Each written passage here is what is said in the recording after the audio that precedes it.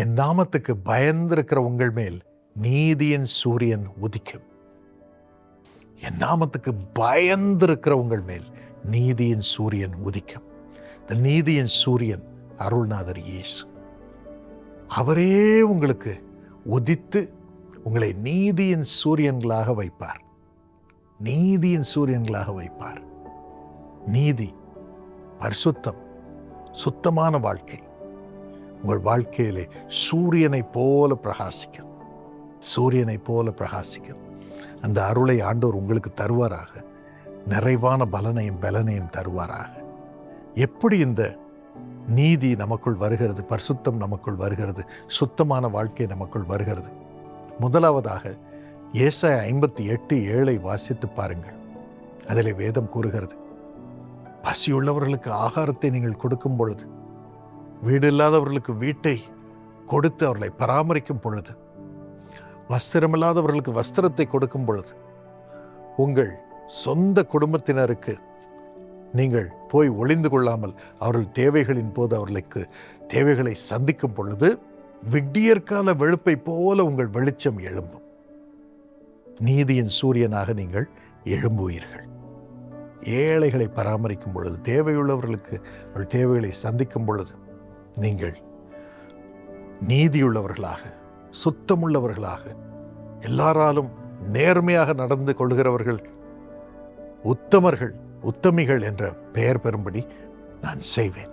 நீதியின் சூரியனாக நீங்கள் இருப்பீர்கள் என்று ஆண்டவர் சொல்கிறார். ஆம், இயேசு அழைக்கிறார். ஊழியத்திலும் சேவையிலும் ஜனங்களுக்கு இரவும் பகலும் ஜெபம் பண்ணுகிறோம். கஷ்டத்தில் இருக்கிறவர்கள், வேதனையில் இருப்பவர்கள், சஞ்சலத்தில் இருப்பவர்களுக்கு இரவும் பகலும் வெவ்வேறு விதத்திலே, ஏறக்குறைய 30 விதத்திலே ஜெபம் பண்ணுகிறோம். அவள் தேவைகள் சந்திக்கப்படுகிறது. அவள் கண்ணீர் துடைக்கப்படுகிறது. 63 வருடங்கள் என் தந்தை நாட்களில் இருந்து என் தாத்தாவும் என்னுடைய பரம்பரையும் எங்கள் பிள்ளைகளுடைய பரம்பரையும் 4 பரம்பரைகள் ஆண்டவருக்கு சேவை செய்யும்படியாக ஆண்டவர் அருள் புரிந்திருக்கிறார். எங்களோடு சேர்ந்து எத்தனை 1000 ஜனங்கள் சேவை செய்கிறார்கள். தன்வார்வ தொண்டர்கள் சேவை செய்கிறார்கள். இதற்கெல்லாம் உதவும், ஜெபிக்கும் இயேசு அழைக்கிறார். பங்காளிகள் சேவை செய்கிறார்கள்.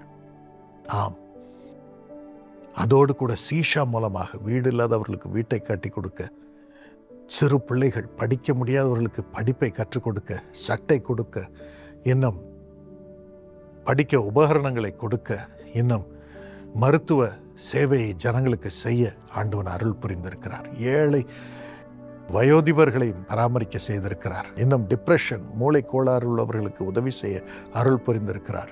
சமுதாயத்தினருக்கு தொழில்நுட்ப புது சாதனங்களை உருவாக்கி அவர்களுடைய கிராமங்களிலே அதை செயல்படுத்தி காருண்யா மூலமாக அவர்களை வாழ வைக்கும்படியான செய்கைகளை செய்யும்படியாக கிருபை செய்திருக்கிறார்.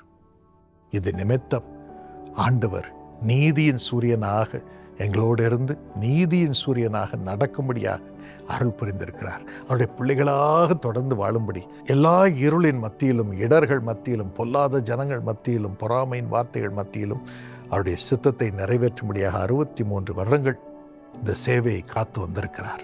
உங்களுக்கும் அப்படியே செய்வார். உங்களையும் அப்படியே நடத்துவார். இந்த சேவையில் இணைந்திருக்கும் உங்கள் ஒவ்வொருவரையும் நீதியின் சூரியனாக வைப்பார். எல்லாரும் உங்களை நீதியின் சூரியன் என்று சொல்லும்படி, உங்களை கனம் பண்ணும்படி செய்வார்.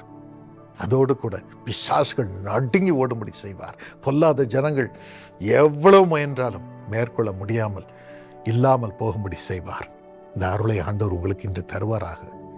அதோடு கூட மத்தேயு 25:40 வாசித்து பாருங்கள். இந்த சிறியரில் ஒருவனுக்கு எதை செய்தீர்களோ அதை எனக்கே செய்தீர்கள். மத்தேயு 18:5 அதையே வாசிக்கிறோம். ஒரு பிள்ளையை என் நாமத்தின் நிமித்தம் ஏற்றுக்கொள்கிறவன் என்னை ஏற்றுக்கொள்கிறான். அதை மனதில் வைத்துதான் ஆண்டவர் அவருடைய சீஷர்களை பிள்ளைகளாக பராமரித்தார். யோவான் 13:1 கடைசி நேரத்திலே சட்டை எடுத்தார், ஒரு அறையை கட்டி கொண்டார். ஒரு வேலைக்காரன் போல அவள் கால்களுக்கு முன்பதாக முழங்கால் படியிட்டு அவள் கால்களை எல்லாம் கழுவினார். ஆண்டவரே, நாங்கள் தான் இதை உமக்கு செய்ய வேண்டும் என்று சொன்னார்கள். ஆனால் ஆண்டவர் சொன்னார், நான் செய்கிறதை நீங்களும் ஒருவருக்கொருவர் செய்யுங்கள் என்றார். எல்லார் காலையும் கழுவினார், அவளை கனம் பண்ணினார். அவர்கள் நீதியின் சூரியனாக மாறினார்கள். உலகமெல்லாம் அவருடைய அன்பை கொண்டு சென்றார்கள். இன்று உலகத்தில் எத்தனை பில்லியன் மக்கள் ஆண்டவருடைய அன்பை சுமந்து கொண்டு அவருடைய பிள்ளைகளாக இருக்கிறார்கள். அதே போல பிரியமானவர்களே,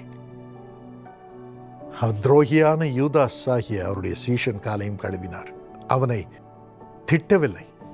நீ துரோகி, வாங்கால கழுவ மாட்டேன்னு சொல்ல. அவனுக்கும் அன்பை காண்பித்தார். அவன் கால் கழுவப்பட்ட பொழுது அந்த அன்பை தாங்க முடியாமல் போய் தற்கொலை செய்து கொண்டான். அது மட்டுமல்ல எனக்கு அருமையானவர்களே, இன்றும் நாமும் மற்ற ஊழியர்களுடைய கால்களை கழுவோம், ஊழியக்காரிகளுடைய கால்களை கழுவோம்.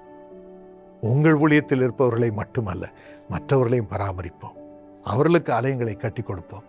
அவர்களுக்கு தேவை நேரத்திலே உதவி செய்வோம். அவர்களுக்கு ஆறுதல் கூறுவோம். அவர்களுக்கு தீர்க்க தரிசனம் கொடுத்து அவர்கள் நடக்க வேண்டிய வழியில் அவர்களை நடத்துவோம். ஆண்டவர் இந்த அருளை கொடுத்து இம்மட்டும் நம்மை வழிநடத்தி வந்திருக்கிறார். உங்களுக்கும் அந்த கிருபையை தருவாராக.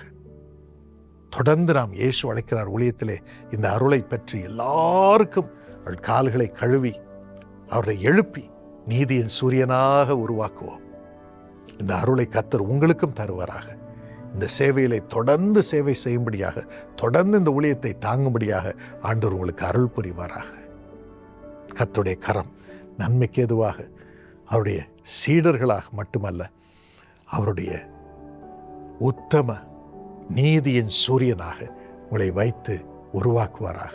அவருடைய சீஷர்களுக்கு ஆகாரத்தை அவரே சமைத்து கொடுத்தார். யோவான் 21:5-12.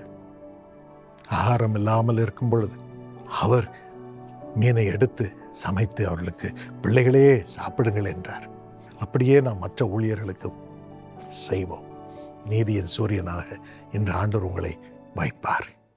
ஆண்டவரே, இந்த அருளை உமது பிள்ளைகளுக்கு தாரும்.